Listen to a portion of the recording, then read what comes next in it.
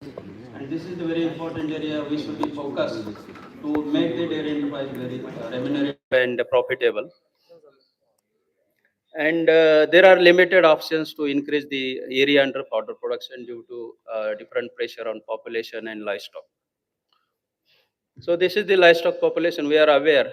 So livestock population mainly cattle, buffalo, goat, and sheep. The population is increasing over a period of different censuses, and there is increase in the livestock population.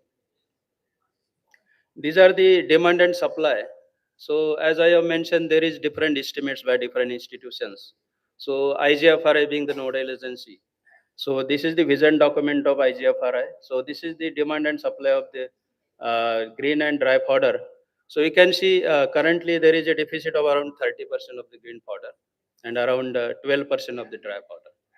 So it is projected that the deficit will be goes down over a period of time, but provided there should be some strategic planning to increase the fodder resources. So these are the different sources of feed and fodder. So particularly the greens are coming from the forest areas, then fallow lands, pasture and grazing lands, and cultivated forages. And here the major contribution is from crop residues. It is around 54%. Then cultivated fodder is contributing 28% and grasslands is contributing 18%. So these are different causes enlisted over here, which are causing the shortage in feed and fodder. So mainly the overall population of the livestock, then depleting productivity of community pastures. The community pastures condition is the worst, and there is no any grasses at all in some of the pasture lands. Then stray grazing also leading to low production of these pasture lands. And another is the crop residues are being burned, and some are crop residues are diverted to different purposes. And There is also low yielding of the old varieties. Many times the old varieties are being used by farmers, and there is no replacement of the new varieties. And unavailability of good quality feed, availability of water and resources. Then forest area occupies most of the area, and this is the resource of grasses and trees, fodder trees. So establishment of fodder banks nearby forest area also one of the good strategy to enhance the forest resources. Then intensify the extension and services for feed and fodder through existing programs, and establish and strengthen the demonstration cum seed and planting material production at state farms, institution level, and NGOs. So, as far as BIF is concerned, BIF is engaged in forest promotion since last 5 decades, and we are having different programs like evaluation of forest crops and varieties, development of new varieties and products and technologies, seed production and distribution, then field demonstrations, silvopasture development.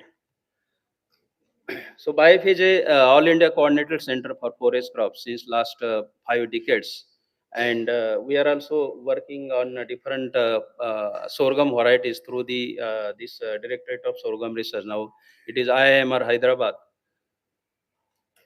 So these are some of the varieties which BIF has developed and released at ICR level. So this is BIF Bajra one, released in 2008. It is a very popular variety among the farmers. It needs very less irrigation and can be cultivated during summer time. And we can see the production potential is around 40 metric ton per hectare in a single cut. Then recently we have these three new varieties, that is Bayab Bajra 5 and Bayab Bajra 6, which are giving three cuts per powder, and productivity is around 90-95 tons per hectare. And Bayab Bajra 7 is again single cut, and it is recommended for Kharif season. It is also giving 45 metric tons of the green powder. Then these are the Bajra Napier hybrids which we have developed. So Bayep Napier Hybrid 10, this is released in 2012, and since its release, it is very popular among the farmers. So we are supplying use of planting material to different farmers and dairy cooperatives and different institutions. Recently, we have released another varieties, that is BNH 11 and 14. And during last year only, BNH 26 has been released, which is superior over all other varieties. And it has a production potential of 250 metric tons per hectare per year, from 6 to 8 cuttings in a year. And during last year only, we have also released one Bayep Lucerne 5, which is a perennial Lucerne variety, for this central India.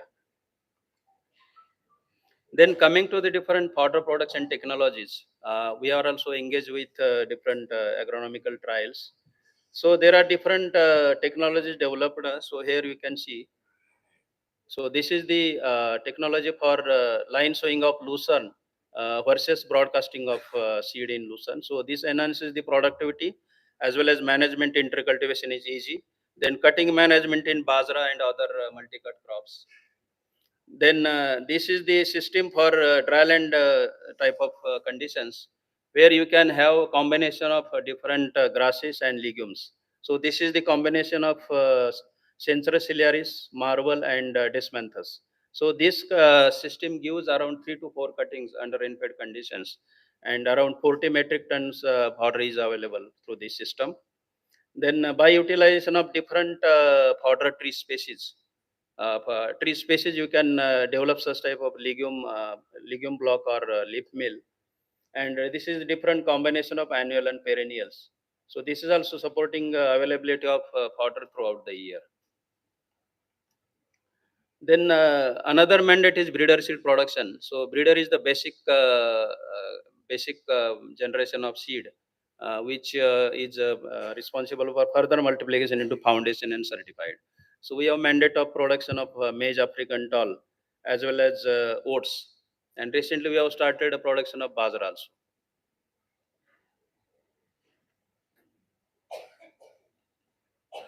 Then there are different models of fodder production. So this is a year-round fodder production model.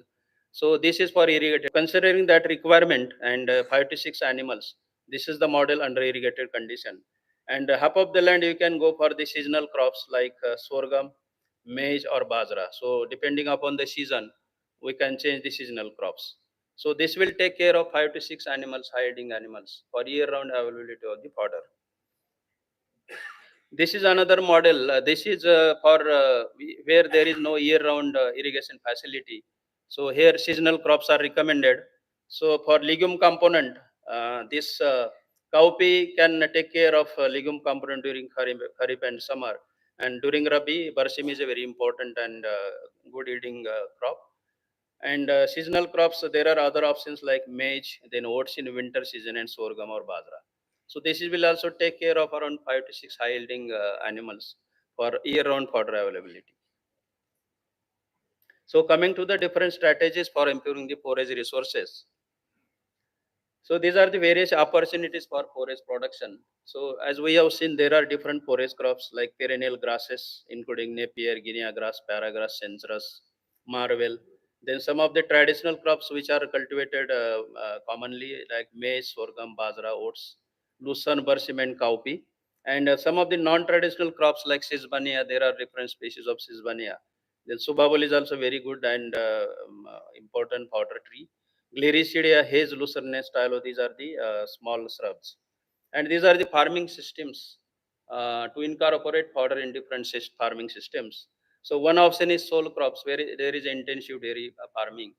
And another option is agroforestry, then watersheds, wastelands, and community pastures. So this is one of the strategy that promotion of fodder crops in different cropping systems. So here forest crops in orchard and plantation crops. So this is also important area where we can focus for incorporation of the fodder crops. Then fodder trees under agroforestry is also another important options. Then fodder hedges on bunds and backyards where there is no available land for exclusive for fodder. Then this is the good options for increasing the fodder availability. Then fodder crops on marginal lands and the westlands also. Fodder as a cash crop for commercial dairy farms. So nowadays, a lot of commercial dairy farms are coming up, and there is a very good remuneration to farmers who are not maintaining the livestock but growing the fodder crops and providing this fodder to intensive dairy farms. And inclusion of forage component in the existing food crops. So these are some of the examples. Like under this is the mango orchards in a very worst type of soil. So here this is the intercrop of Styloxanthus. So Styloxanthus is very good. It gives the legume fodder as well as maintain the soil health. And it provides fodder during the when there is a rains, and it dries over a period of summer, and again it regenerates automatically. So this is a very good option for orchards. And another is grazing guinea. So this is also one of the important grasses, so that can be planted in the orchards. It comes under shade also. Then another option is this is perennial sorghum, that is COFS 29 and 31. So this also gives very good fodder, and when there is a moisture, available moisture in the soil, it grows like this. So it gives the fodder continuously for 3 years. So these are the good options under dryland system for fodder production. These are some of the forest trees which gives fodder. So this is Sisbania sisban, that is we call it as a savory. Then Sisbania grandiflora along with some grasses. Glyceride is also one of the important legume source, but it is not common in the central part and northern part. But in southern part, this is commonly fed to the animals.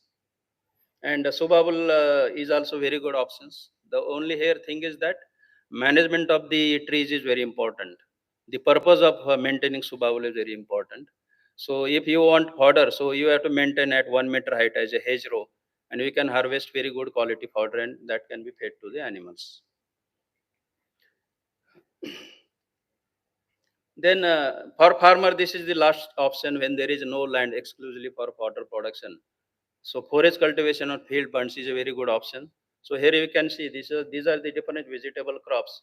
So guinea grass can be planted on the bunds. Then here napier also can be grown on bunds, and sisbania also can be grown on another field bunds. So this provides very good fodder for the animals. These are the another important source of fodder. So this is desmanthus, we call it as a haze lucerne also, and moringa. So this can be grown on very worst type of soil without much management, and it gives around this desmanthus gives around 60 metric ton of green fodder per hectare per year from 5 to 6 cuttings. And fodder is very good as far as protein and palatability is concerned. Another is a moringa also gives 100 metric ton of this green fodder in around 6 to 7 cuts. So these are very good options that can be explored in a very poor type of soil.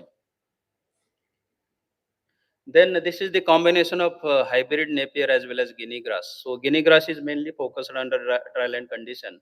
So here you can see here this is the combination of desmanthus as well as guinea grass. So this system is for rainfed condition, and it will goes for 3 4 years.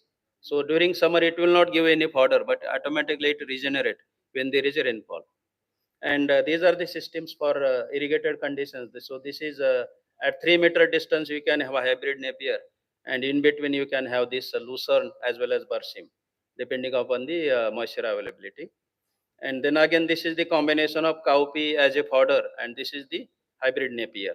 So different type of combinations of legumes and these grasses can be made to make the fodder available. So these are the list of cultivated fodder crops as per the regions, and as per the moisture availability for rainfed as well as irrigated condition. So I will not be reading this list. So based on the conditions, one can choose any crop out of this list. Another important thing is that which causes the low productivity in fodder is availability of good quality fodder seed, which is at right time, at right place, and reasonable price. So this is very important limitations for enhancing the fodder resources, and therefore there is a need to organize and strengthen the seed production program. However, there are some of the constraints in fodder production, unlike the other grain crops. So here seed production in fodder crops is secondary in importance, because everybody is interested in the green biomass, and seed is a byproduct in forest crops. Naturally, forest crops, most of the forest crops are shy seeders. The seed production ability is very less. And another thing is that non-availability of good quality basic seed as foundation or breeder seed. So that is also have limitation in increasing the fodder production, this seed production.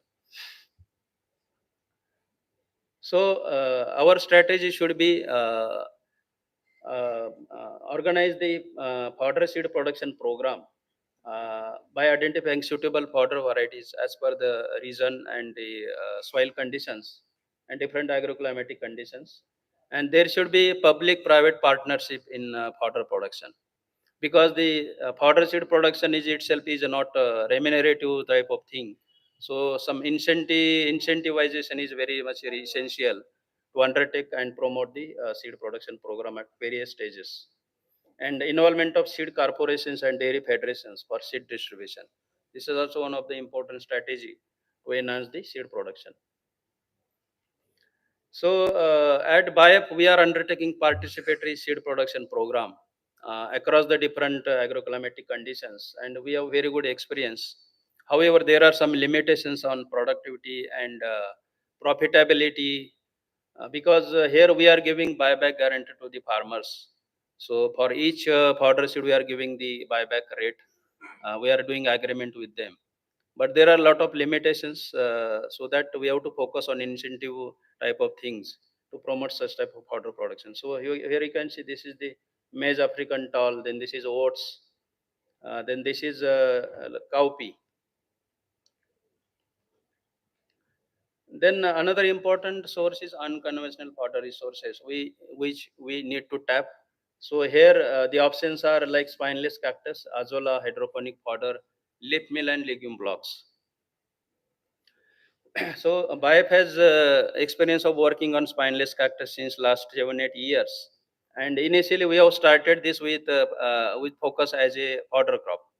But while working, we came to know that there are multiple uses of cactus. So now we are calling it as a potential amazing plant with a potential of 5F.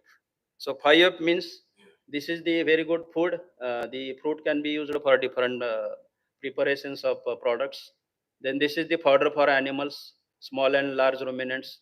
Then very good fuel biogas production can be done from cactus. Then the slurry coming out of the biogas is very good fertilizer, and very good bio-leather, vegan leather can be prepared out of the cactus. So based on this, we have implemented a program with NABARD, and these are some of our initiatives which work over a period of 7 8 years. And right now we have cactus arboretum having 100 accessions. We have standardized the propagation and production technology, evaluated the all accessions for its nutritional parameters, growth and yield. Then we have developed a feeding protocol for milking animals as well as small ruminant like goats, and also explored other uses like fruit, bio-leather, and biogas and bioenergy. This has also taken on farmers' field. We have established 800 demonstrations. So we have distributed 100 cladders of cactus to each farmer, and they have planted on their ponds as well as available land where other crops cannot be grown, and they are utilizing it as a good fodder. And we have developed some training modules also. And for this, we have partnership with ICARDA. ICARDA is a global agency for promotion of cactus. Then another resource is azolla. So we are aware that azolla is a substitute for concentrate and can be easily grown on backyard or available place over there. So it contains around 25 to 30% protein, essential amino acids, vitamins, and other important things. And so here under BIO program, we have promoted cactus cultivation on farmers field through one of our programs supported by RGSTC, and we have demonstrated and feeding of the azolla to increase the animal productivity. And we also established some of the seed units at farmers level to provide the input material to the farmers.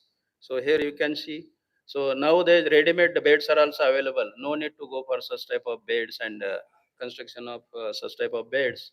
So these ready-made beds like vermi beds are available in 2000 rupees, so that can be easily established. And Sir, can you wind up, please? yeah, then hydroponic is also one of the important source. Then leaf mill and legume blocks. So these are the species where we can focus. So this is the procedure of making leaf mill or legume block, and it can be preserved for more than 2 years. Silage making is also coming up as a entrepreneurship model. So you can see on every farmer's field, dairy farm, you can see such type of bags in front of the dairy farmer's house. Then another is management of common land. This is very important source we need to tap, and with involvement of community, we have to focus development of this pasture land. So this is important model created through one of the program in Maharashtra, that is Maharashtra Gene Bank program. So over 2,000 hectares of grasslands has been developed, and they have documented some of the indigenous species also. So we can see these are the models. This is from Lamkani in Dhule. With the help of community, they have conserved this. Then this is protection of these grasslands. This is a river basins for conservation of grasses. And you can see this is the bumper production of grasses through conservation aspects. Then we have experience of grassland development community pasture in Rajasthan, over 5,000 hectares of area we have developed this. Then this is one of the silvopasture development in Uttarakhand, involving this women. So here also we have promoted indigenous fodder varieties under the silvopasture program. Then these are some of the silvopasture models for different agroclimatic conditions, low rainfall and irrigated conditions. Then watershed is one of the area where we can promote potters. So you can see here different grasses and potter trees can be incorporated. Then efficient use of crop residue is also important. So we have to select dual purpose crop of fodder, which gives grain as well as fodder. So example is bajra, oat and barley. These are some of the examples of this. And establishment of fodder banks, then conversion of this crop residues. So recently we have done this technology of ozonization. So here cotton stock has been used to convert into feed. So this is the process of ozonization and further treatment, grinding, mixing, pelleting. And we have undertaken feeding trials in this cattle also. So this is a very important source to convert these resources into fodder. Then Haridara is another anti-methazonic feed supplement. Initially, we have initiated since last 6 months. So it reduces the methane emission by 70 to 20%. Then extension and this technology transfer is important aspect. Whatever technology has been developed, that should go on farmers' field. So here you can see instead of broadcasting, one can go for line sowing method. So this is very useful for intercultivation and other things. Then technology demonstration should be like that. Introduction of new crops like cowpea and oats are not known to the farmers. Local varieties of maize versus improved varieties, and combination of different and promotion of chaff cutters. Then effective coordination among different central and state government sponsored programs. Thank you. Thank you very much, Dr. Vital. Excellent presentation. You covered everything. I think BIF is doing since last 5 decades, and you have covered everything. Whatever we are finding the shortage of the fodder, cost of milk production is because of the fodder. So I think you have done excellent presentation. Thank you very much. Give big hand to it. Now our next learned speaker is Dr. Pupendra Polani. He is from NDDB. Is there? Please come. He is going to talk on reducing the carbon footprints of the dairy farms. Yes, madam, you can introduce.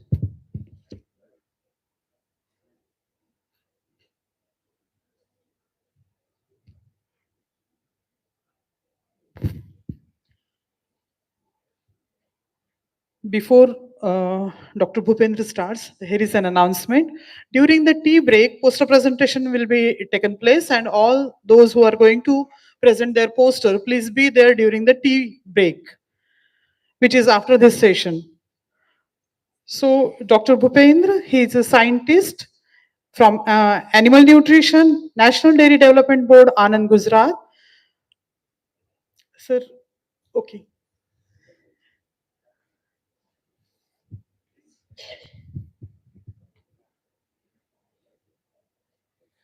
Good morning, everybody.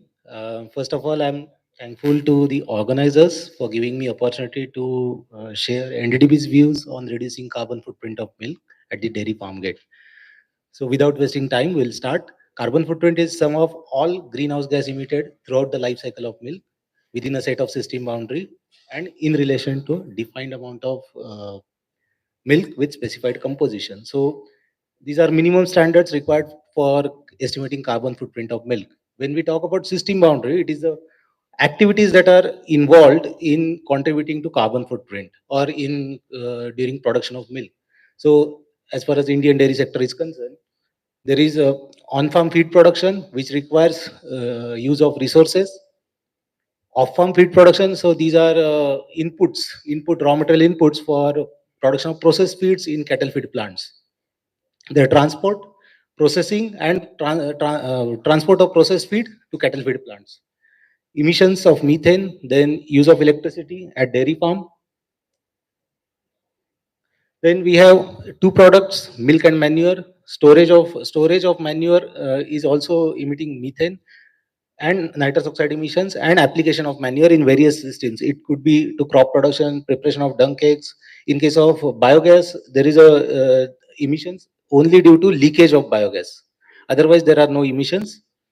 Then there are other categories of animals growing, then replacement animals, pregnant animals, etc. That also contribute to carbon footprint. And sum of all these emissions multiplied by their global warming potential divided by its fat and protein corrected milk produced by that farm will give us carbon footprint. So looking at the global perspective, there is a global average carbon footprint is 2.5 kg carbon dioxide equivalent emissions per kg of FPCM. And there is regional variation. Temperate regions are having lower carbon footprint, less than 2. Tropical regions are having slightly higher carbon footprint. The main difference is due to local climate, production efficiency, feed and fodder quality, and managemental practices. Now, if you look at the breakup of carbon footprint, globally, 60% of carbon footprint is coming from enteric methane, 30% from feed production, 30% from feed production and 10% from manure. But now in India, Indian dairy sector carbon footprint is mostly comprised of 72% enteric methane, 17% manure, and 9% feed production. So if you want to address carbon footprint, then methane from enteric fermentation and manure management should be our priority. So talking about methane, this is methane emission from various regions of animals from various regions. So highest is for North America, 106. So a cow in North America is emitting 116 kg of methane annually. Whereas in South Asia, it is 62 kg methane per animal per year. Now, at international forum, many times it is discussed that India is contributing a lot to methane emission, or Indian livestock is contributing. Now, the situation is this statement actually it is not true. If we see per animal productivity, then this is the difference. So in India, uh, farmers are using our animals for their entire lifespan. 6 to 7 lactations are they are taking, then retired animals, because culling is banned, so retired animals are also part of herd. They are contributing to manure. So in a 10 years of lifespan, our animals are emitting 22 tons of GHG emissions. Whereas if you compare it with cows in North America, they are emitting 51 tons of methane emissions. So our animals are emitting 50% less GHG emissions in 10 years of lifespan as compared to cows in North America, which are emitting almost double emissions than in their 5 years of lifespan. The only thing that we need to take care is livestock population in our country. Population of unproductive animals in our countries. This is where the area we need to improve. Because of that, our absolute emissions are higher. Now, talking about sustainability, because it is a theme of this conference, if you compare production efficiency, means production of edible protein in the form of milk, meat, or this is milk, meat, and eggs by livestock versus its consumption of edible protein in the form of grain. So this this is the ratio which should be ideally above 1. India is at 4.3, and FAO says that you produce more for sustainable food production systems. You need to produce more livestock protein by utilizing crop residues and in the form of mixed systems. So that our country is already doing. You can see that crop residue based diet is contributing 45% of dry matter intake of our animals in India. So this type of system is more sustainable, not competing with feed. There is no feed food competition. Apart from that, we are also not competing with land and water resources for human food production. So such kind of systems are there. But there are many more things that we need to achieve when we talk about productivity of animals, then their genetic potential. So many things that need to be addressed. So coming to mitigation strategies. So the feeding, manure and animal husbandry practices have highest mitigation potential. We'll quickly go through one by one.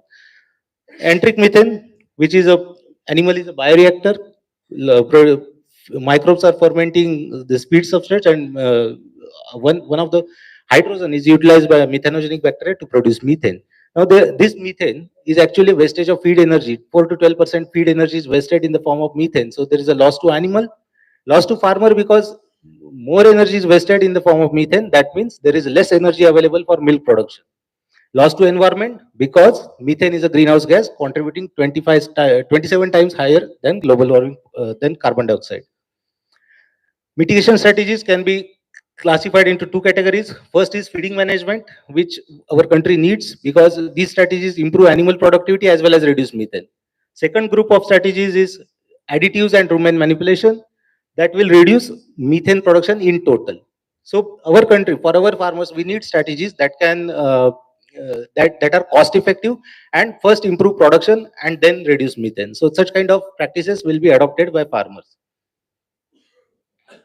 So coming to feeding management, ration balancing was the concept that was popularized by conceptualized and popularized by NDDB because our dairy rations are imbalanced in terms of energy, protein, and minerals. So because of such ration, there is a higher methane emission. So ration balancing software was developed, program was implemented, and the impact you can see apart from reduction in feeding cost and improvement in net income of farmers, feeding balance rations reduce methane emission intensity by 13%. And if farmers follow these ration balancing practices throughout the lifespan of animals, then 31% reduction in carbon footprint of milk is also possible. Then with increase in milk productivity, this is data from India. With increase in milk productivity, there is reduction in carbon footprint of milk. There is inverse relationship. FAO has estimated that there is 20% mitigation potential due to improvement in milk productivity of animals. Yesterday, many speakers discussed about feed efficiency. This is actual data of feed efficiency from India, various states. With increase in feed efficiency, it's actually production of milk per unit of dry matter intake. So from same amount of dry matter intake, if animals are able to extract more nutrients, then feed efficiency will be better. For that, we need to improve ration digestibility. Of course, feed efficiency is partially a function of genetic improvement, but nutrition also matters. So with and without ration balancing, I have indicated. So with ration balancing, we can improve feed efficiency and reduce carbon footprint. Now, the main problem is digestibility because of crop residue based diet. We have our rations contains NDF between 45 to 50%. So because of crop residue. Now, how to improve it? If you can improve 1% digestibility, then there will be 2 to 3% reduction in enteric methane emissions. So in ration balancing, we are changing digestibility by 4 to 5%. That's why we are able to reduce 10 to 15% methane emission. So at the farmer's end, they need to incorporate more green fodder, leguminous fodder, and silage in the ration. So because of their better digestibility, it will improve digestibility of crop residue based ration. This is called associative effect of feed by including green fodder in the ration. So that is a simple strategy. Then next is to TMR, total mixed ration. Crop residue based system, we need value addition of crop residue. So with this value means crop residues can be incorporated up to 30% in dry TMR. So one of the plant is there in Kolhapur Milk Union, another is Rajasthan. So these plants are producing dry TMR. So this will also improve digestibility of crop residues and reduce methane. Apart from that, NDDB also worked, pilot tested a concept of wet TMR production in the form of bale, which includes silage or green fodder, then in addition to concentrates and dry fodder. So this can be made available at the farmer's doorstep. So farmer just need to open this bill and feed balanced ration as per the recommendations of milk production. So impact is, apart from improvement in milk yield, net income, there is 10%, 11% reduction in methane emission intensity. So such type of interventions are required in our country in future. Next part is feed additives. There are a lot of feed additives which people are using globally, but many of these feed additives are main limitation is they only reduce methane but not productivity, will not improve productivity. And for our farmers, we need, suppose if we are asking farmers to invest 5 rupees, then we should be the farmer should be able to get more than 5 rupees as a return. So that's why our farmers' priority is to improve milk production first and then reduce methane. So NDDB is working on a combination of feed additives that can improve productivity as well as reduce methane. So once uh, developed, these additives can be recommended for including in cattle feed formulation so that we can achieve large scale mitigation in the country. Next is manure management. These are disadvantages of conventional manure management storage system in our country. NDDB has popularized flexi biogas model, which my next speaker, my colleague, will share more light on that. What I want to highlight here is biogas. Of course, it is a renewable energy source. Fertilizer is also replacing chemical synthetic fertilizers. But apart from that, this is data from our smallholder farms only. By installing one biogas plant, we can reduce manure emissions by 40%. Now, manure is contributing 15% to the farm gate carbon footprint. So, reduction in carbon footprint is 8%. So, this is just impact of only one intervention. Now, you can multiply number of with number of biogas plants installed in the country. So, our country is taking actions, but we need documentation and farmer-friendly practices are required. Then animal husbandry practices in breeding, of course, there it has mitigation potential. We need to improve herd structure, reduce herd size, and increase proportion of lactating animals in the herd. Fertility improvement, addressing conception rate, sex-sorted semen embryo transfer technologies, these are useful. And NDDB is also working on selection of animals for less methane emission and higher feed efficiencies, so that in future breeding programs, these bulls can be used for insemination. Animal health intervention, maintaining disease-free healthy animal through vaccination, deworming, and veterinary practices. Because by using, we don't have data right now, but by using EVM, we are straight away replacing antibiotics. Antibiotics are associated with production of antibiotic is associated with carbon footprint. So, in some way, EVM treatment is contributing to reduction in carbon footprint of milk. Cow comfort, mastitis, and heat stress, these are production losses to animals, so that needs to be managed. Then calf rearing, another animal husbandry practice that I want to highlight, because growth phase of animals is generally ignored by farmers because animals are not producing anything, just they are consuming resources. But this is the very crucial phase. If we are able to reduce calf rearing, introduce calf rearing and reduce age at first calving, then we can improve lifetime milk productivity. So for that, this feeding program was designed by NDDB, and now various unions are implementing. Advantage is you can reduce age at first calving by 6 to 10 months. Now, in terms of emissions, there are reports from other countries that if we are able to reduce age at first calving, then such animals consume less resources and produce less emissions as compared to conventional type of feeding system. So, in our system, calf rearing will also contribute to reduction in carbon footprint of milk and improving lifetime productivity. Apart from that, good agriculture practices, such as soil testing, based fertilizer application, then soil incorporation, certified seeds, they have 30% higher yield than regular seeds, and it will result in lower carbon footprint per unit of biomass. Fodder conservation, as I mentioned, silage can increase organic matter digestibility of overall ration and reduce methane.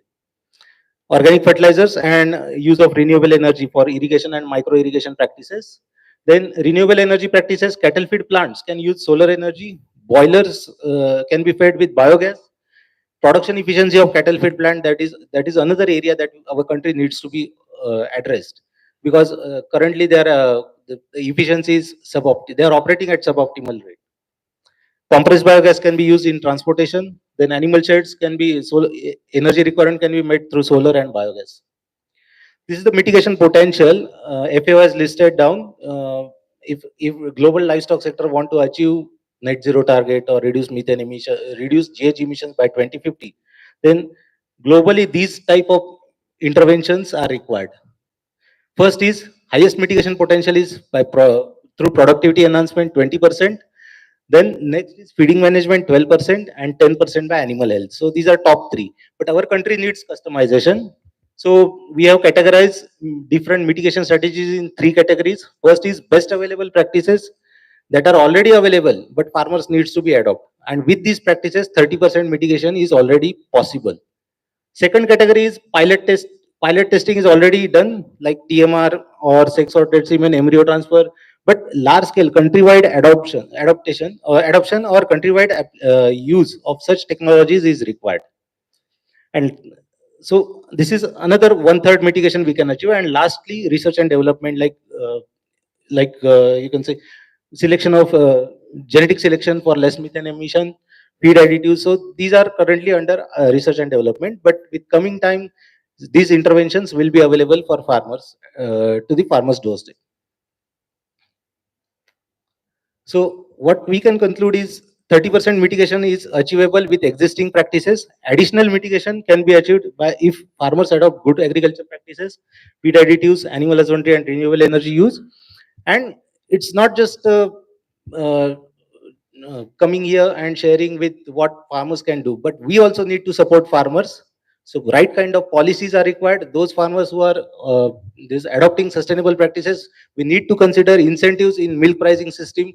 In other countries, such milk pricing system based on adoption of sustainable practices is already there. So why can't India think on such kind of pricing system? So that we need to consider.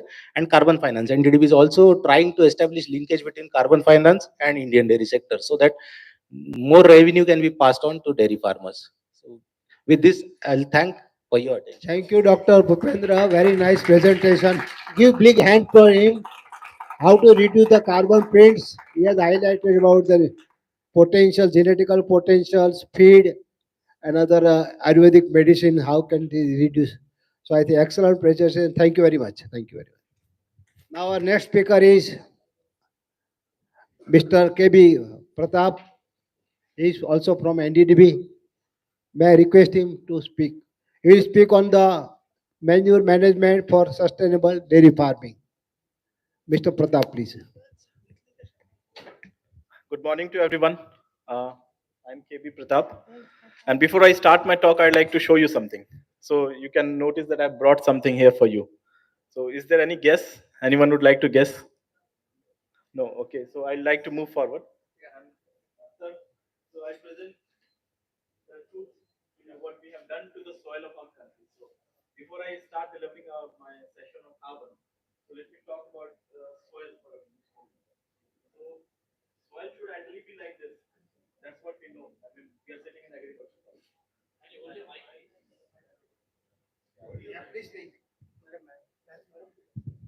So this is what we have done to the soil of our country. And sitting in an agriculture college, we all know that this is what soil used to be, and this is what soil should be like. And but we have made it the the lively soil into dead rocks. So this is what we have made to our soil. So now in our agriculture farming, uh, in the fields, we need tractors, Mahindra tractors, for example. But now you can, the fields have become so tough, so much sucked, hard. You can drive Mahindra Bolero also in the field. That's what the reality. So with this reality, I like to start my talk. Thank you. So today we'll talk about how to reduce the carbon footprints of dairy sector. I mean, for last 2 days, we all know that dairy sectors is being labeled as a carbon emitter. It's a being labeled, so there are allegations like that. And since we are the largest milk producing nation, so those allegations are direct on will affect the livelihood of lakhs of farmers in our country. So we must need to stand up and work towards making it a fair world. Like many of us would know that New Zealand has done a radical step. They have taken a radical step in levied more taxes for dairy farming, because dairy farming, they believe that are producing more carbon and more pollution, greenhouse gases. So this trend might become other people, other nations can also start following this trend. So we need to work with this aspect. So the background is that NDDB and NDDB Mrida, which is a subsidiary company of NDDB, we have developed a manure management model.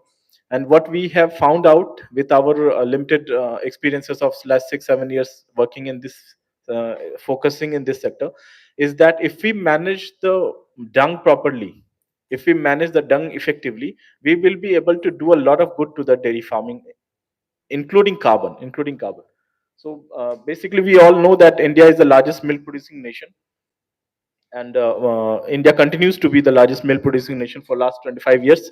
And I'm confident that for next 250 years also we will be the largest milk producing nation. Nobody can beat us. And the other thing is that what about the utility of dung? So now we are talking about in 2024 the utility of dung. It's nothing new. It's an ancient wisdom. For thousands of years, people of our country have been using the dung very logically, very reasonably. They have been using the dung, and this wisdom is spread in the every village of India. Every farmer knows that what is the correct use of dung. Nobody thinks that dung is a waste except us. So only we who are living in cities, we think that dung is a waste. But all of the farmers in our country, they understand this, and they have understood this for thousands of years. That dung is never a waste. It was never a waste. We have made it a waste. We have started calling a waste. Uh, dung has been used traditionally as a kitchen fuel. That's all we know. So dung is a source of energy. That's all we have known for thousands of years. And the other thing is that dung is also can be used as a fertilizer. This is again also an ancient system. Many people, even the ashes of dung, after using the dung cake, the ashes, they use it as a cleaning agent for making hygiene in the floor, for plastering the walls. Now a lot of Ganesh idols also I saw with dungs and diya. So a lot of things are there. So dung is never a waste. It should never be called a waste. And that's what we believe. The idea is that if we make it use, if we use the new technology and propagate it properly to the farmers, we would be able to. Earlier also people, the farmers had these 1 2 3 options. So either they can use it as a manure, either other one is that either they can make dung cakes and use it as a fuel, or they can simply sell the dung and realize some income. So what new thing we are talking about in 2024? So what the new thing that we are talking about in 2024 is to have how to have all these all the 1 2 3 benefits in one go. So it's not either and or, it is not option 1 and 2. Can we have, is it possible to have all those benefits? That means we can use it, meet our kitchen fuel requirement also, as well as use it a manure also, and also have some income. Yeah, so this is possible through the manure management model. So that's what the new thing that we are going to talk about today. So let me introduce you to the manure management model. Before I come to the model that we have developed and propagated to some parts of the in the country, let me talk about the what are the biogas solutions we have today. So basically, we need a large capacity biogas plant. We need aggregation of dung. That's what again a challenge, that step activity has to be done. The other thing is that after the process of digestion, the digested fermented product is an excellent fertilizer. So there are n number of researchers, maybe in your university also you would have taken some trials, or you would be you might take, I will encourage you, if you're not taken some trial, to use the some trial of biogas slurry in farming. So this is again one aspect of, so the benefit of biogas is in two parts, the green part and the brown part. So the brown part is the fertilizer, and the green part is the energy. So there is no carbon, there is no black actually. Carbon, if it signifies black, so there is no black, it's only brown or green. But we have to make it right. The other thing is that the other benefit, that one side we get the fertilizer, other side we get biogas. Now what are the application of biogas that can be done in modern context? In modern context, the first and the easiest thing is to go for piped biogas supply. And in our experiences, what we have found out, that the most cost effective और most remunerative, सबसे ज्यादा फायदा piped biogas supply में ही है, economics के तरीके से देखें, एनवायरनमेंट किसी भी तरीके से, टेक्नोलॉजी द सेकंड बेस्ट, क्योंकि there could be cases where piped biogas supply is not possible, is not feasible, or it's not suitable. So the other thing is, the other best thing, the second best thing is that use it for steam generation for industries. So that's also we are taking up at in Varanasi. We have set up a large biogas plant generating a lot of biogas, and using the biogas for direct boiler application. So there are minimum losses. There is no taxation, etc. Sale purchase involved. We are taking it to boiler feed, so it's doing a lot of good to us. The third thing is the bio CNG application. So making it into converting a bio CNG, that's a compressed biogas, and using it as a vehicle fuel. And the last resort should be power generation. That's what our experience is.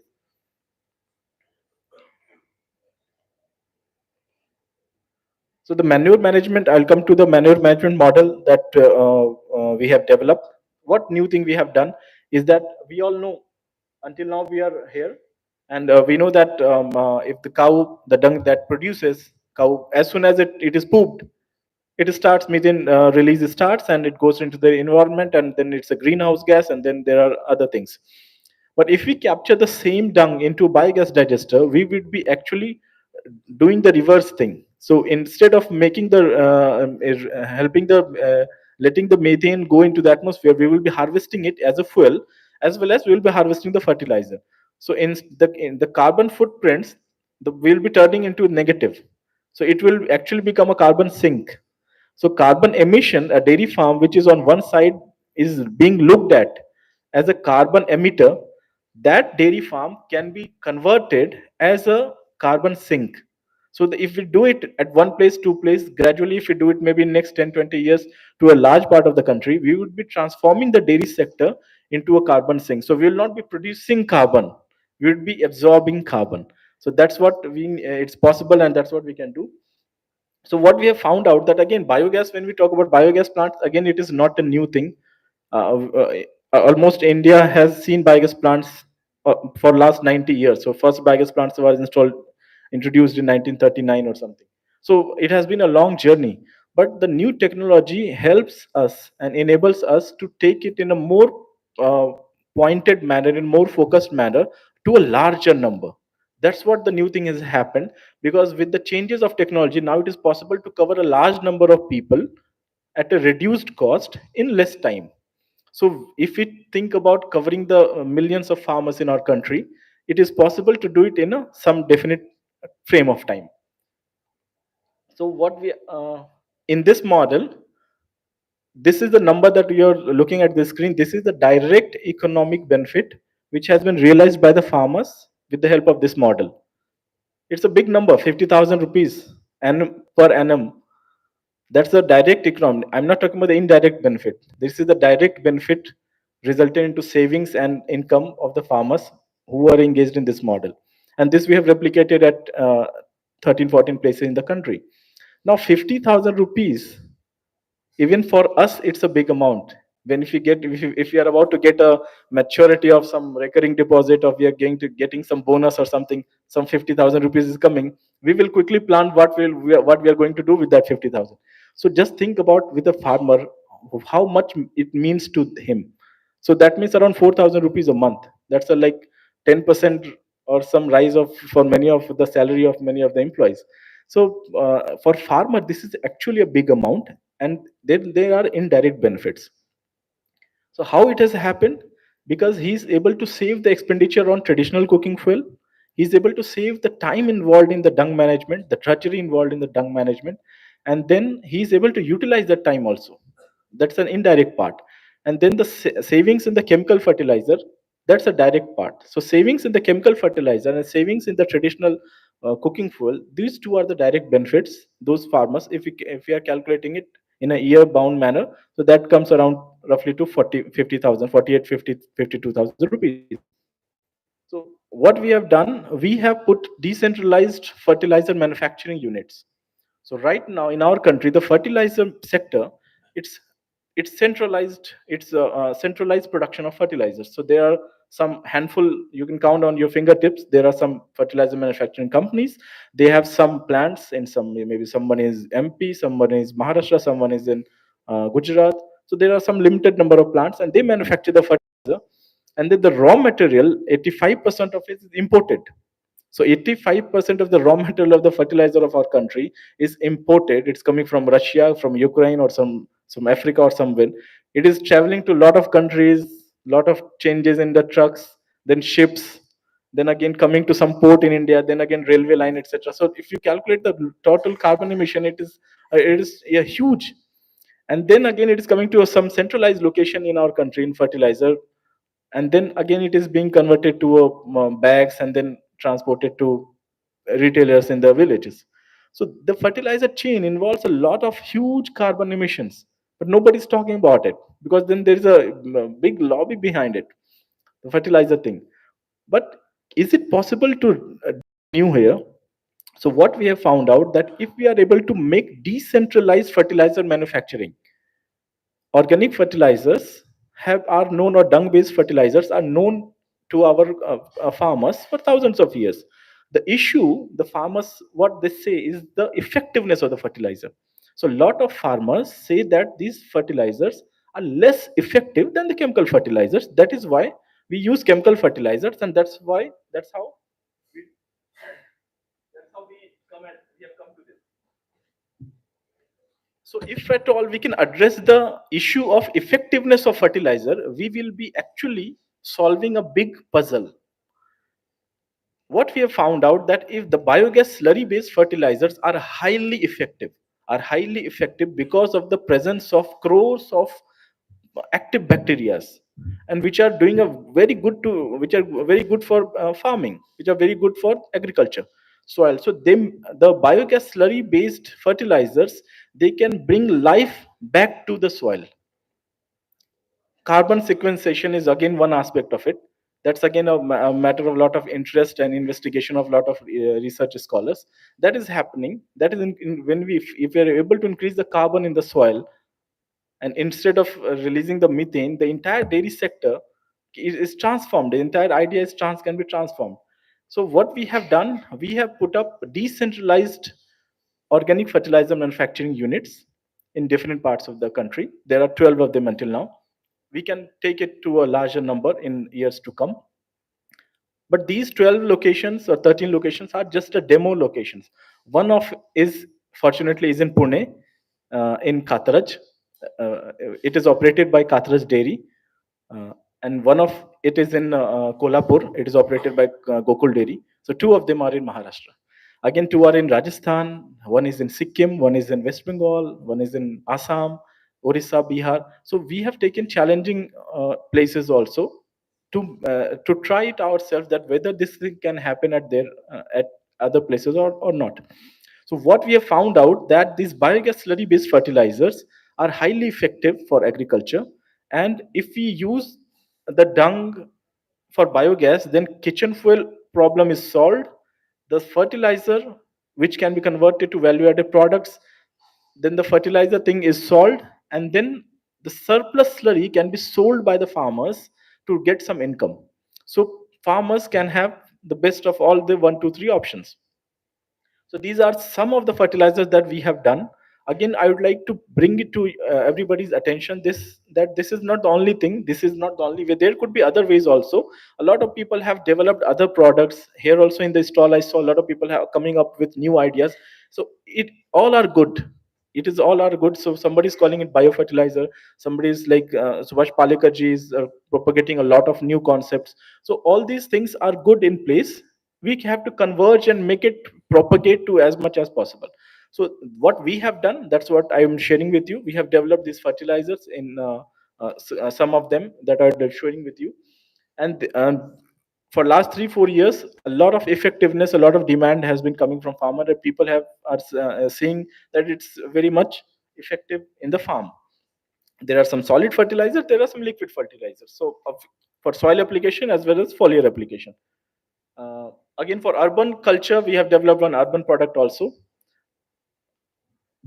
So I think these are the details of the each fertilizer. Maybe the agriculture enthusiast should know that this PROM is a soil application fertilizer. Again, the liquid products can be used from drip and drench also in soil application, as well as they can be used for foliar application. So different fertilizer has different benefits. Some fertilizers are enriching the roots. Some fertilizers are helping the micronutrient deficiency, catering to micronutrient deficiency, and then ultimately helping in flowering and fruiting and improving the crop quality. So the root thing that I'm talking about. So again, the comparable and parallel products are available in the market for other chemical or other sources. The new thing that we have done is we are only using the biogas slurry based ingredients to make this fertilizer. So that's how they are totally and inherently organic. So I'd like to quickly show you and run through some of the field experiences, because pictures speak louder than words. So this is one studies we have done with Agriculture University, and the result of this study is that you can see the multiple crops. We have tried multiple iterations for 2 years, and the net result is that in every crop there is some increase. Obviously, in some crops, it has performed better than the others. For example, you can see in the grain crops, the yield, the difference is less, but still there is a growth. But in horticulture crops, obviously, it is showing a different level of growth. But the growth is there. There is no deficiency in any application, and this is based on uh, RDF plus organic manure. So the routine dose, recommended dose, is reduced by 25%, and 25% replaced by the organic fertilizer. So 75% RDF and 25% organic manure. So on this proportion, we have found the best result. But this is for the first year, obviously. In with the help of successive application of the fertilizers, the RDF can be brought further down, maybe to 50% or less. So let us talk to some pictures. So just giving a disclaimer that all these pictures are taken by mobile, taken by farmers or their sons and daughters, sent to us by WhatsApp. So there is no professional photography involved. So maybe you will not find some optimum conditions, but you'll see the picture and maybe you can realize the difference. So the mustard, this thing. I mean, when I said to that there is 10 or 15% growth, maybe a lot of statistics, it's confusing, but maybe in the picture you can see, you can imagine the difference in the weight. So this mustard, the weight of this mustard and this mustard. So what could be the difference? And this farmer, his son, what he's trying to say, actually, he's standing on the bund of a field, and he's trying to show the difference, that this side it's a less, and this side. Obviously, again, a disclaimer: the crop length is this is a paddy field, so crop length is not the only parameter. Obviously, the grain weight of the grain is the most important parameter. But in the other crop, again, in the case of wheat, you can see the size of the grains, difference in the quality of the product, different in the bale size. This tobacco farmer, tobacco is normally a shrub, 4 feet height. In this case, it has gone above the cap of the farmer. Again, in fennel, this is fennel, the methi, fennel seed. Again, this is a shrub, 4 feet height normally. The control has grown up. So there is a remarkable difference, very quite visible difference, and people, they have realized. Uh, when I'm talking about the the root development, because root is the most important part of any crop. That's what I believe. Not the fruit, the root. So you can see the difference in the root. So the that bunch, this is the paddy field. So again, a watermelon case, very nice, a good experience with the watermelon farmer, and you can see the flowering thing which is not happening when we cater to the deficiency of micronutrients. It happens again in beetle. There are a lot of case studies we have done across the country. So eastern part of the country, western part, and other places, to see that again the root thing is again visible in garlic also. So these are some of the experiences. This farmer is from Pune itself, so Pune district. So he is trying to show that, so see, when I'm the organic leakly use of organic fertilizers in combination with the synthetic fertilizers, the moisture is optimum. So the weight of the product would be more. That's what he's trying to say. Again, the tobacco farmer is the same picture. This red line we have drawn artificially. It's the one picture. It's not two pictures combined. So you can see the difference in the two plots. So these are the experiences that we had with the use of biogas slurry-based fertilizers, and what we have observed, that if we are able to make intervention of biogas and linking it with agriculture. So biogas is not a standalone activity of any dairy farming or any other department, rural development, etc. Biogas activity, if we link it with agriculture, we will be able to transform this entire concept of carbon footprints, and actually we'll be trying to convert this carbon footprints into carbon sink. So how shall we Dr. start? Pratap, please wind up. Yes, sir.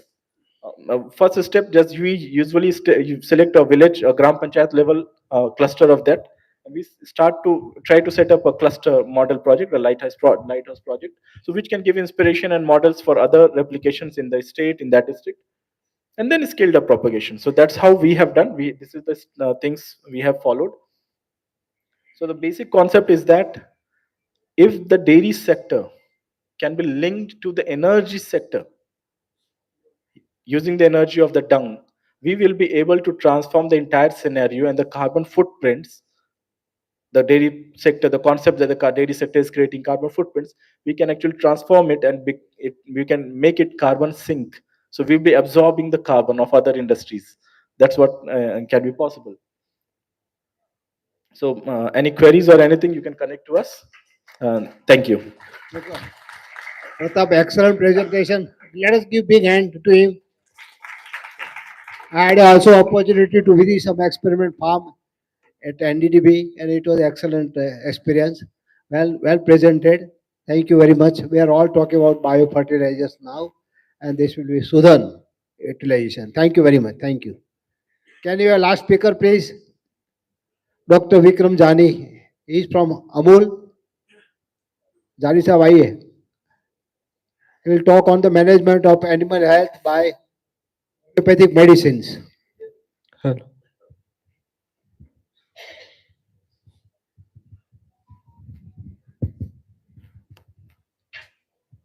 Suprabhatam.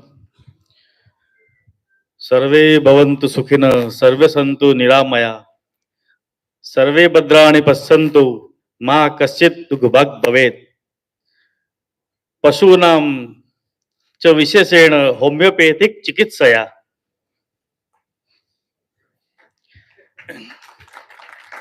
Myself,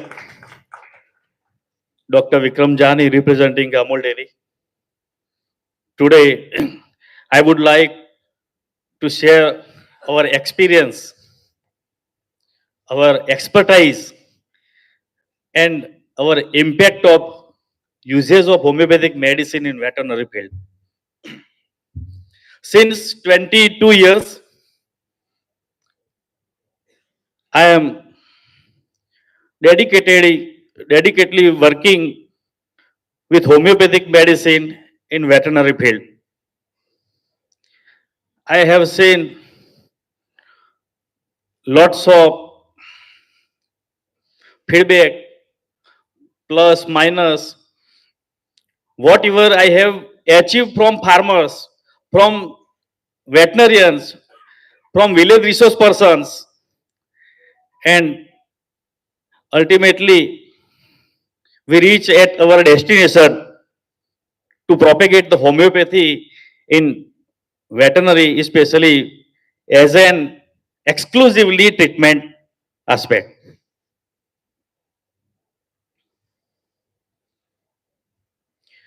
As we are aware about the Amul's cow to consumer model, so there is no need to talk regarding this. Amul Milk Union having a 16 lakhs milk population, especially 9.30 lakhs are buffaloes, and indigenous cow having a 1.5 lakhs with crossbred cows 5.1 lakhs population in Amul milk set. Regarding the animal healthcare services in Amul, our 220 veterinarians are working 365 days for the treatment of animals. Every day, we are treating 20 to 25 hundreds of animals for treating the illness. Nowadays, what happened? In dairy sector, we are facing a very grave challenges, and one of them is AMR.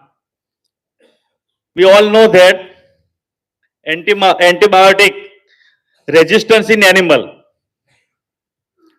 Our Gujarat Biotechnology Center and Gujarat Biotechnology Mission, GSBTM, had surveyed and they had taken a sample from veterinary, human healthcare, fisheries, and environmental samples. 3,000 samples they were taken, especially for the culture, and they had concluded that 66% of antibiotics were resistance were identified. This is a big challenge, especially for the health of human as well as in veterinary sector. Because nowadays we are facing so many problems for treating the cases of the mastitis.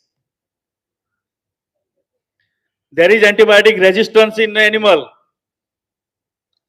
So we have no option for that. We have to think over the alternate therapy.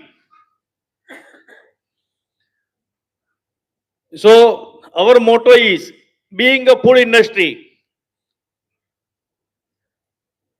to give to supply a milk without residue also. As we know that 6 billion people are consuming milk and milk product every day in the world. So if drug residue is in the milk, it will be harmful to human also.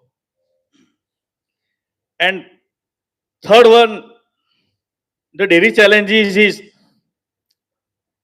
treatment of animal, especially sustainability to the farmers.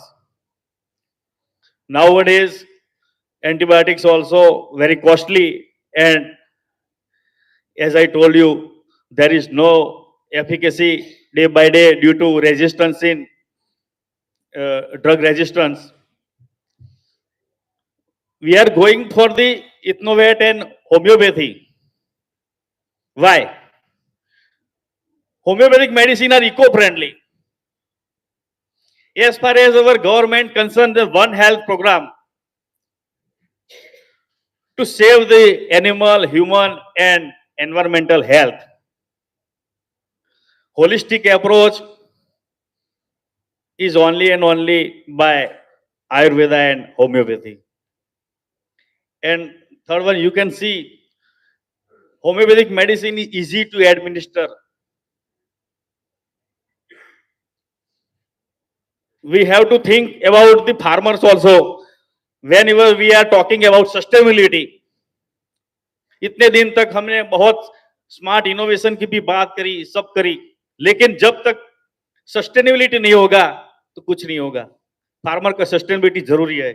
तो affordable animal treatment, low investment, high profit, retain productivity of animal, boost the immunity of animal, we have to go for an alternate to allopathy. I have added this slide especially for that we are all sitting here are technical person. So someone has told me that how homeopathy works and how homeopathy acts. So I can explain in short that the allopathy versus homeopathy. Allopathy belongs to chemistry, whereas homeopathy belongs to physics. Allopathy works on philosophy of suppression. In allopathy, the theory is suppression theory, whereas in homeopathy, theory of elimination. In allopathy can affect the immune system, whereas in homeopathy stimulate the immune system and help to heal naturally by activate the vital force of the body.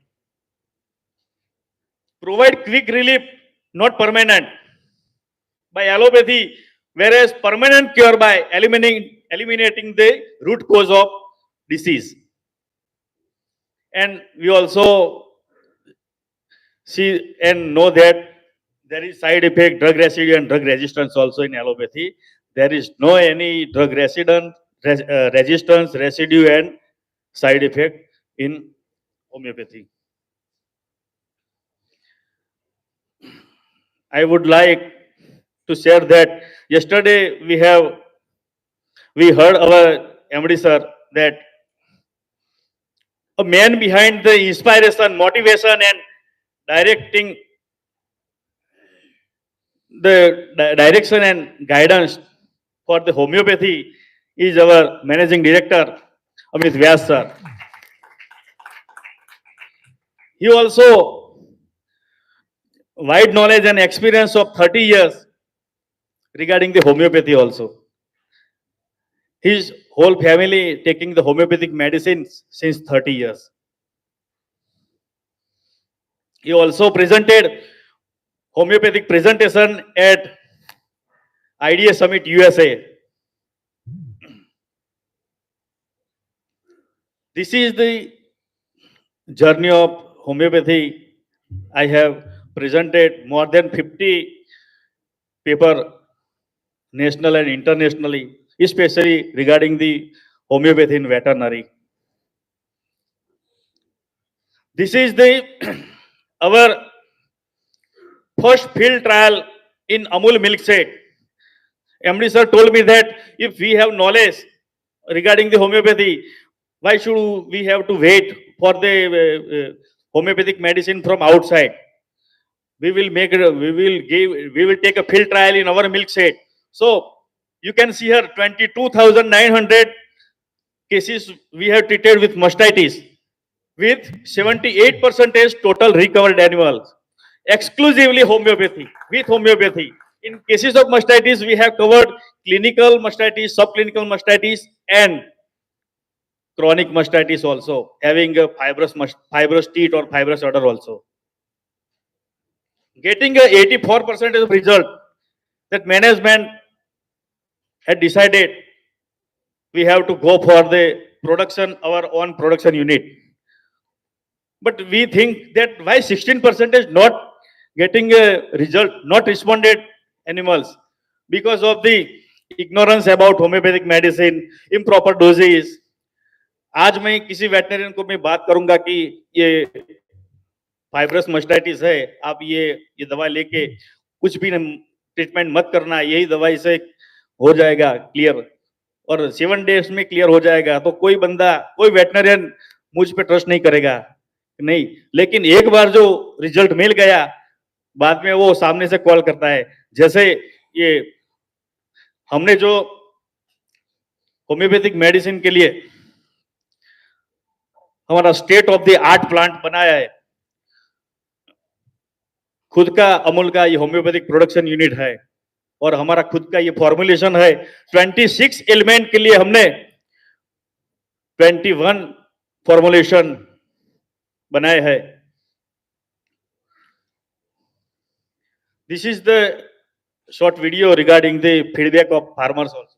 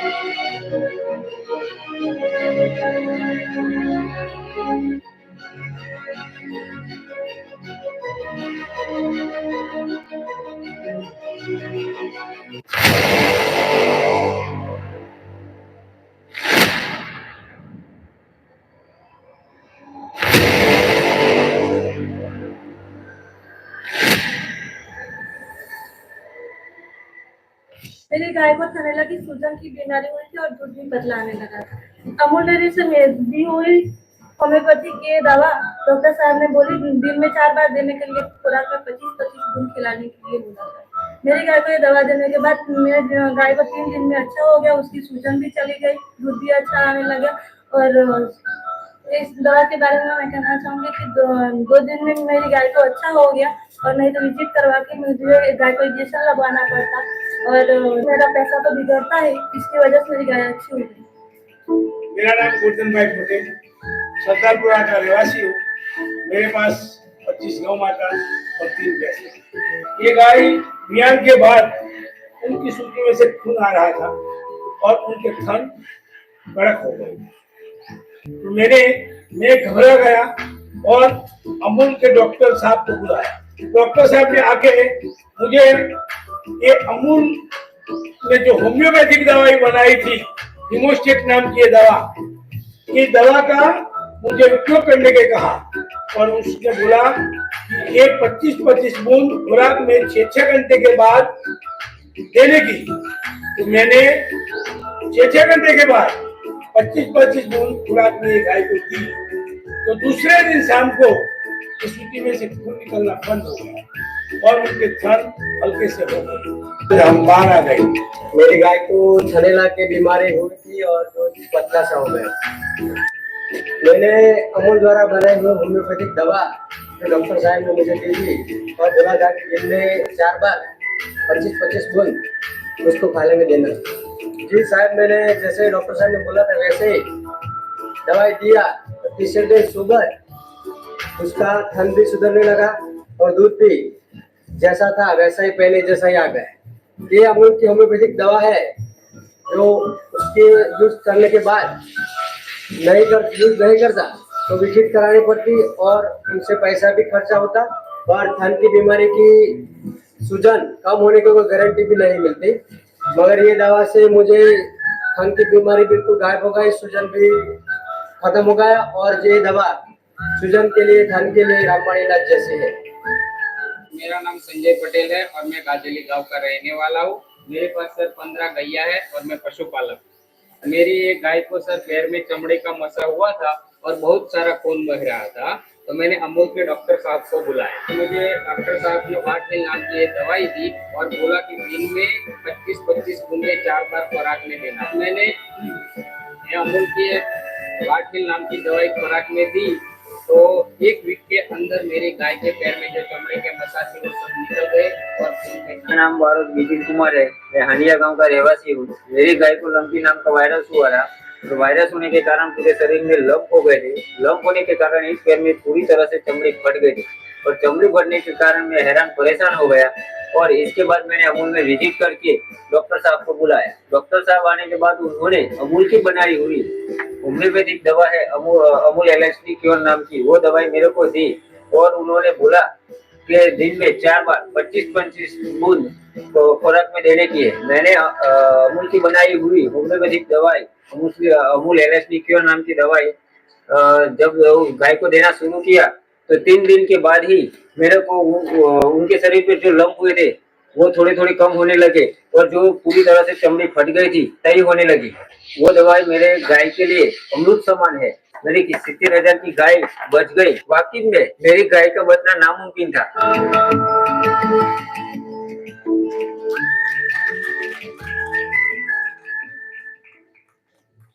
These all are the feedback regarding the homeopathic medicine we have, whatever they have used. Now we will discuss in short within 2 minutes regarding the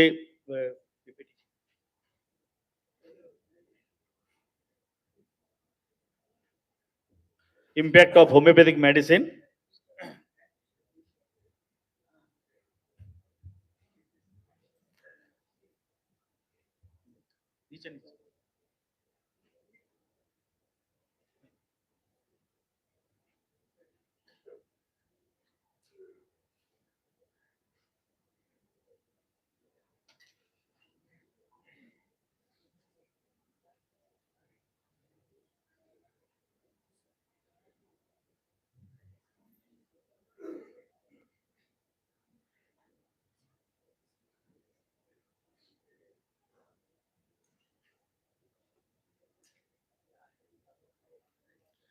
We have used more than 1,30,000 of homeopathic bottles in our milk set, and you can see here the disease which we have covered, 26 elements among them, we have covered in the homeopathic treatment.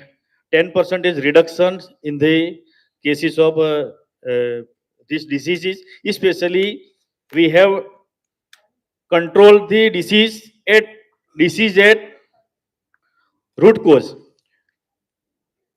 हमने क्या किया, हमारे यहाँ मैंने वैसे आपको बताया जी कि 185 doctors are treating the animals every day for 20 to 2500 of cases. तो जब विजिट हमारे यहाँ आती है तो विलेज रिसोर्स डॉक्टर एडवाइस करते हैं कि भाई विलेज रिसोर्स पर्सन से होम्योपैथिक दवाइयाँ ले जाए, लेके ये विजिट मत करवाओ. तो with in 60 rupees, yesterday our MD sir also told that within 60 rupees we have covered the cases or such cases. In case of mastitis, we have controlled the 16% of cases of mastitis we have reduced by treating directly with the homeopathic medicine exclusively from the village resource persons. And you can see here the impact of usage of antibiotic. In the हम amount में बात करें तो 30 lakh rupees की antibiotic हमने कम use करी regarding the comparing to last year, and 10% reduction in antibiotic usage. This is our great achievement because what happened, as per the EU Commission told that regarding the our export quality of milk and milk products, so we are keen interested to control the residue of milk. We can see here the expression of allopathic treatment and homeopathic treatment, because there is painless treatment. Thank you. Thank you. Thank you very much, Dr. Jani. It was excellent presentation. I think in Amul, animals are taken more than the human beings. Thank you very much. Thank you very much. Now all our speakers have spoke very nicely. 1 minute, you want to speak? Yeah.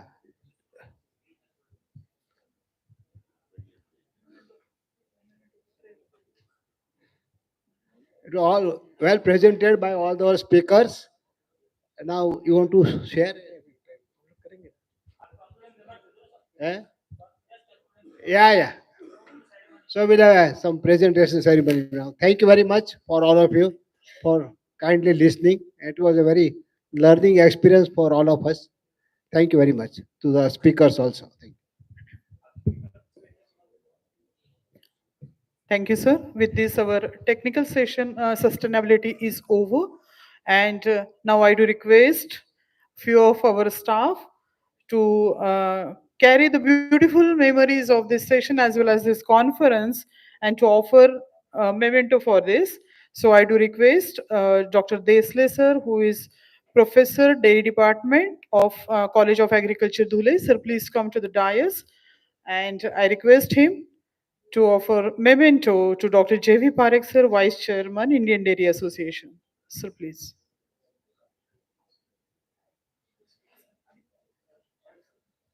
Madam, let us call first speakers, I think.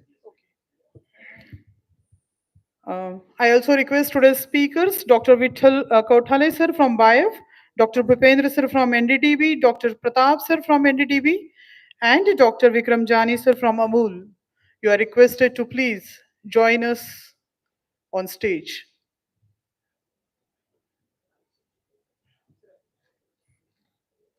This Parekh sir, please.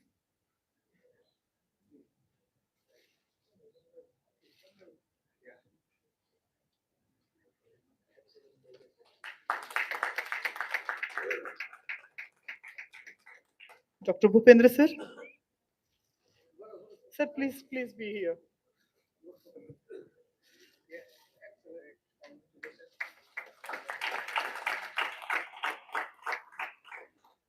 Dr. Pratap sir, sir, please.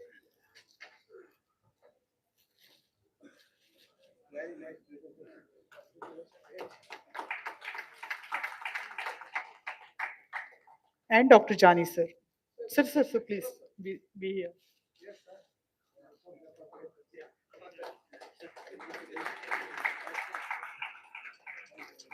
Thank you. Sir, please, one group photo.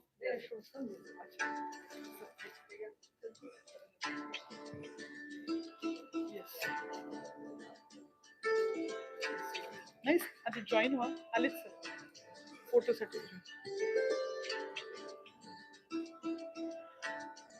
Now I do request Dr. Desley sir, please offer memento to Dr. J.V. Parekh sir.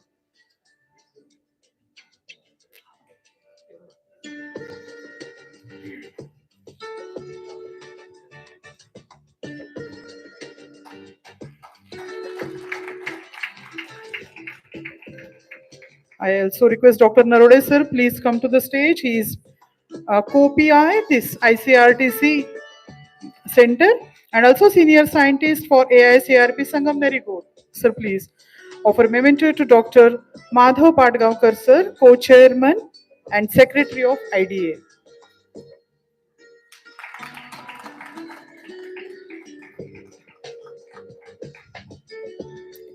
I request Dr. B.D. Patil sir, Associate Director Research MPKV Rahuri, please come to the stage.